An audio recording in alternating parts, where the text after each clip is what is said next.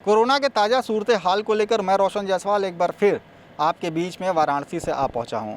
सबसे पहले बात कर लेते हैं उस चिंता भरी खबर की जो वाराणसी में मृत्यु दर को लेकर है और वाराणसी के नगर निगम सीमा क्षेत्र में मौतों का आंकड़ा 5 गुने तक बढ़ गया है। जी हां, वाराणसी के नगर निगम के जन मृत्यु कार्यालय की ओर से दी गई जानकारी के मुताबिक वाराणसी के प्रत्येक जोन में जहां 10 से 15 मौतें रोज़ाना आम दिनों में हुआ करती थी, तो कोरोना काल के दौरान अब यह 50 से 75 तक पहुंच गई है। तो कुल मिला के 5 जोनों का आंकड़ा लगभग 250 से 300 तक जा पहुंचा है। लेकिन यहां गौर करने वाली बात यह है कि यहां मरने वाले सिर्फ कोरोना संक्रमित ही नहीं बल्कि नॉन कोविड लोग भी हैं, और वाराणसी ही नहीं बल्कि आसपास या बाहर के भी जनपद के लोग हैं जो किन्हीं कारणवश वाराणसी में जिनकी मौत हो गई थी। तो ये कुल मिला के आंकड़ा सिर्फ बनारस का नहीं बल्कि वाराणसी के नगर निगम सीमा क्षेत्र में मरने वाले लोगों का है। और अब इसको लेकर जन मृत्यु कार्यालय पर काफ़ी लोड भी बढ़ गया है, जिसको प्रमाण पत्र के रूप में जारी करने के लिए वाराणसी के सभी 5 जोनों पर इसकी व्यवस्था कर दी गई है, ताकि आवेदक यहाँ से आवेदन भी कर सकते हैं और इनको यहाँ से प्रमाण पत्र भी मिल सकता है। साथ ही साथ अब इसकी ऑनलाइन व्यवस्था भी कर दी गई है। अब बढ़ते हैं उस अगली खबर की ओर जो वाराणसी की उस शख्सियत से जुड़ा है जो पिछले दिनों सुर्खियों में तब रहा जब उनकी बड़ी बेटी की मौत कोरोना संक्रमण की वजह से एक निजी अस्पताल में हो गई थी। जी हाँ, यहाँ बात हो रही है पद्म विभूषण पंडित छन्नूलाल मिश्र की, जो वर्ष 2014 में प्रधानमंत्री नरेंद्र मोदी के नामांकन के वक्त वाराणसी से उनके प्रस्तावक भी रहे। पंडित छन्नूलाल मिश्र की बड़ी बेटी की मौत के बाद अब खुद प्रधानमंत्री ने उनको अपना लिखित संवेदना पत्र भेजा है, जिसमें साफ तौर पे उन्होंने भारी शोक और संवेदना प्रकट किया है।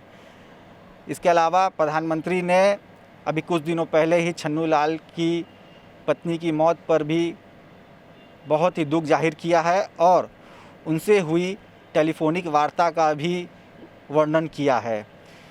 इसके साथ ही प्रधानमंत्री ने दिवंगत आत्मा की शांति और परिजनों को इस दुख की घड़ी में ढाढ़स भी बधाया है।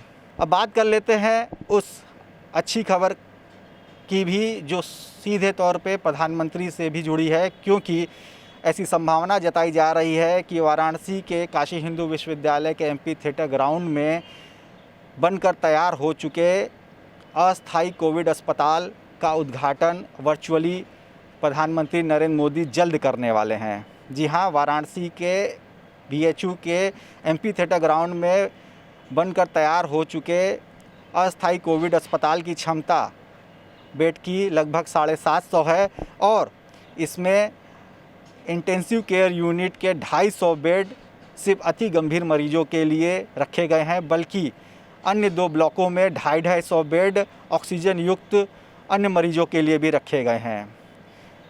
इस अस्थायी कोविड अस्पताल को बनाने का काम डीआरडीओ ने किया है और अब इसमें जल्द ही उद्घाटन के बाद रेफरल केस लिए जा सकेंगे। साथ ही वाराणसी ही नहीं बल्कि आसपास के जनपद के भी गंभीर और रेफरल केस इसमें आकर भर्ती हो सकेंगे। तो लिहाजा इस अस्पताल के उद्घाटन के बाद वाराणसी ही नहीं बल्कि आसपास के जनपद के कोरोना संक्रमित मरीजों और उनके परिजनों को भी काफ़ी सहूलियत मिलने वाली है। अब बात कर लेते हैं वाराणसी में बढ़ते कोरोना संक्रमण की। शनिवार को जारी दिन में बुलेटिन के मुताबिक 691 नए संक्रमित मरीज मिले हैं और अब संक्रमितों का आंकड़ा लगभग 13,000 के पास जा पहुंचा है। हालांकि अभी शाम का बुलेटिन जारी होना बाकी है, जिसमें रिकवरी करने वाले मरीजों की संख्या घटेगी तो कुछ नए मरीजों की संख्या भी बढ़ेगी। हाँ, लेकिन एक राहत भरी खबर यह है कि वाराणसी में पिछले कुछ दिनों में संक्रमण दर काफ़ी घटा है और यह दहाई के भी पार नहीं जा सका है। फ़िलहाल यूपी तक के लिए इतना ही। मुझे दीजिए इजाज़त, आपसे फिर मुलाकात होगी।